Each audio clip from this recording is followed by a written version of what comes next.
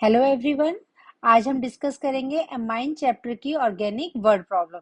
तो word problem start करने से पहले एक हेल्प बॉक्स रेडी करते हैं जो कि हमारी वर्ड प्रॉब्लम को सॉल्व करने में हेल्प करेगा। पहला हेल्प बॉक्स पे पॉइंट हमने डाले Lucas test. Lucas test isomeric alcohol के लिए यूज होते हैं और ल्यूकस रिएजेंट जब हम अल्कोहल में डालते हैं, अगर आपकी टर्बिडिटी इमीडिएटली आ रही है तो टर्शरी अल्कोहल होता है, और अगर आफ्टर 5 मिनट्स आ रही है टर्बिडिटी यानी कि प्रेसिपिटेट आफ्टर 5 मिनट्स बन रहे हैं तो वो आपका सेकेंडरी अल्कोहल होगा। और अगर टर्बिडिटी जो है आफ्टर हीटिंग आ रही है तो आपका वो जो है tertiary alcohol, sorry primary alcohol है। देन द आइडोफॉर्म टेस्ट वो ऑर्गेनिक कंपाउंड देते हैं जिनके स्ट्रक्चर में CH3CO पार्ट हो या फिर वो सेकेंडरी अल्कोहल हो। रिएजेंट हम यहाँ पे क्या यूज करते हैं, NaOH प्लस I2 दिया होता है आपको क्वेश्चंस में।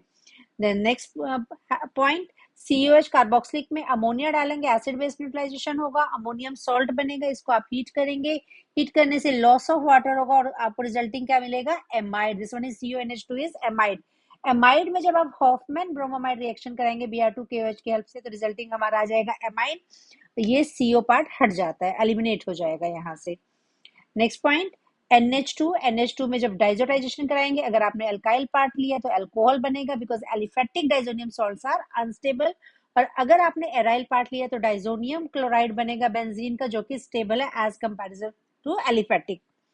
द नेक्स्ट पार्ट, NH2 का प्राइमरी एमाइन है, एलिफेटिक हो या एरोमेटिक, उसमें जब आप कार्बाइल एमाइन रिएक्शन करेंगे तो आइसोसाइनाइड गैस बनेगी, इसका जब आप रिडक्शन करेंगे NC का तो NHCH3 में कन्वर्ट हो जाएगा।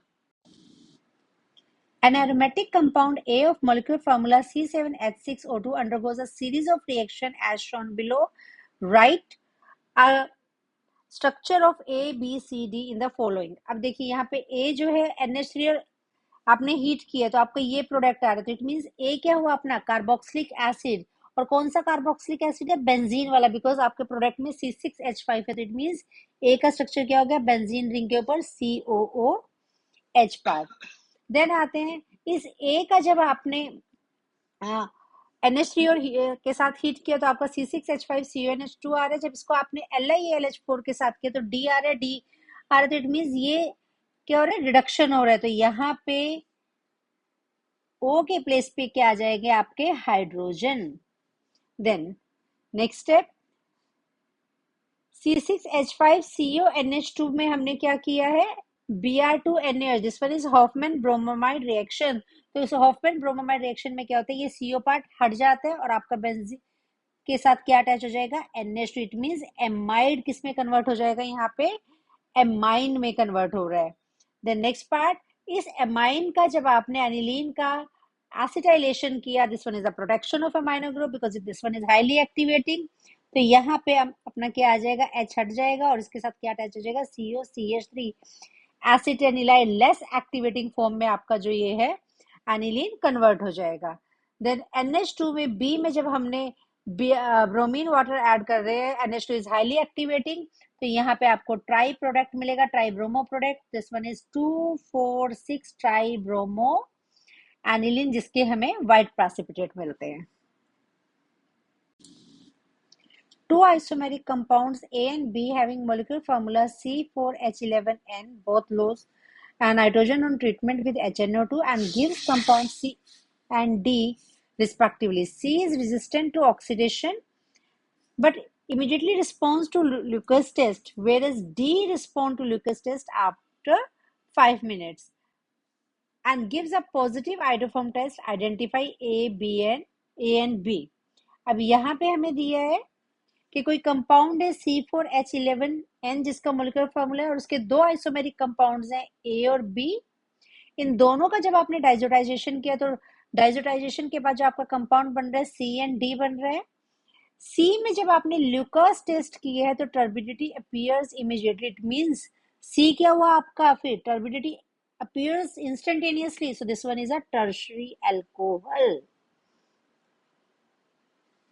In case of D, turbidity appears after 5 minutes. तो आपका D क्या हुआ फिर, secondary alcohol part.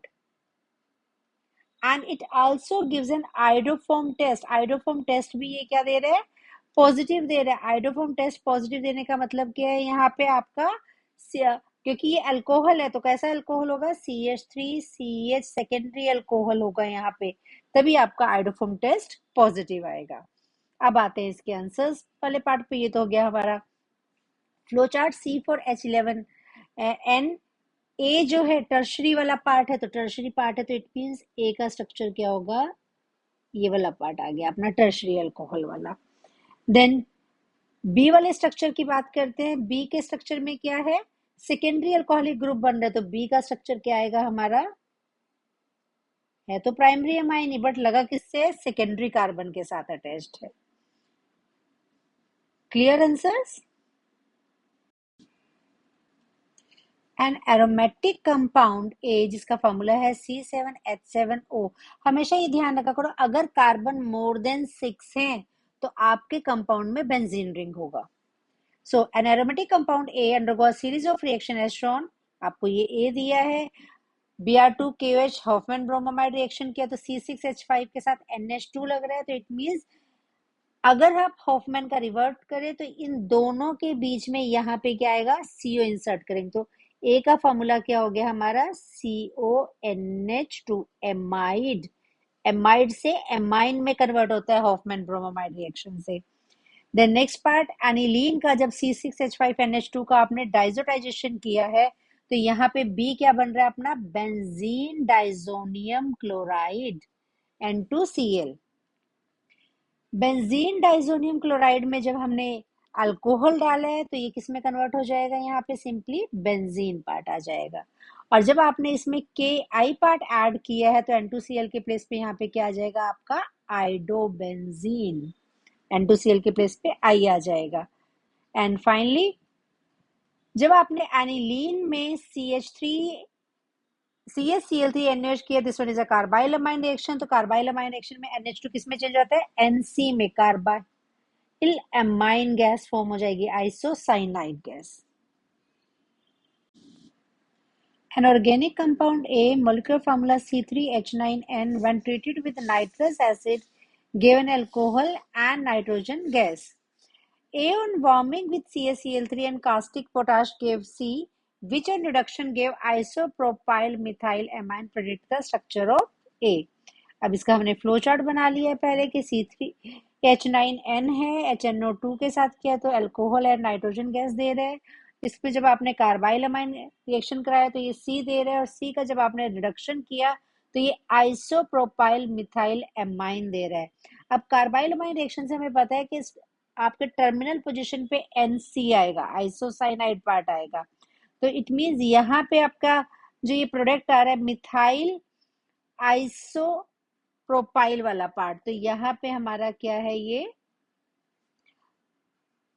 NHCH3 इस तरह से है स्ट्रक्चर इसका, तो इट मींस ये सेकेंडरी कार्बन के साथ आपका नाइट्रोजन वाला पार्ट अटैच्ड है। अब सेकेंडरी कार्बन के साथ अगर नाइट्रोजन वाला पार्ट अटैच्ड है तो ये वाला स्ट्रक्चर आपका सी का स्ट्रक्चर फिर क्या होगा, ये वाला पार्ट आएगा आपके सी के स्ट्रक्चर में, आइसोप्रोपाइल यूनिट लग जाएगा। और ए का स्ट्रक्चर क्या होगा, NC, तो यहाँ पे ये क्या आएगा, NH2 पार्ट आ जाएगा, it means propane two amine.